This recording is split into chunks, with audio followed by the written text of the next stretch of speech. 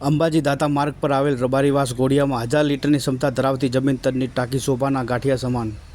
કુંભારિયા ગામમાં પાણીની વિકટ સમસ્યા। કાળઝાળ ગરમીમાં પાણીની તંગીથી લોકો ત્રાહિમામ પોખાડી ઉઠ્યા છે। હાલમાં ઉનાળાની સિઝન ચાલી રહી છે અને ગરમી માજા મૂકી રહી છે। એક બાજુ લોકો અને પશુઓ 44-45 ડિગ્રી ગરમીથી હેરાન પરેશાન થઈ રહ્યા છે, તો બીજી બાજુ અંબાજી તેમજ કુંભારિયા જેવા ગામોમાં પીવાના પાણી, વાપરવાના પાણીની ગંભીર સમસ્યાએ લોકોનું જીવવું ભારે કરી દીધું છે।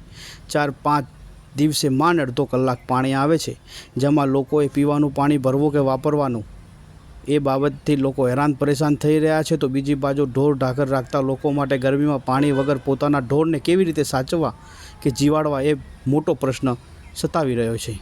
અંબાજી દાતા માર્ગ પર આવેલ રબારીવાસ વિસ્તાર કે જે કુંભારિયા ગ્રામ પંચાયતની હદમાં આવે છે, જ્યાં પંચાયત દ્વારા ઢોર ઢાકર માટે હવાડા તો બનાવ્યા છે, સાથે સાથે પાણીનું સ્ટેન્ડ પણ ઊભું કરી દેવામાં આવ્યું છે, પણ તે સાવ દેખાવ પૂરતું હોય તેમ ખાલીખમ પડ્યું છે।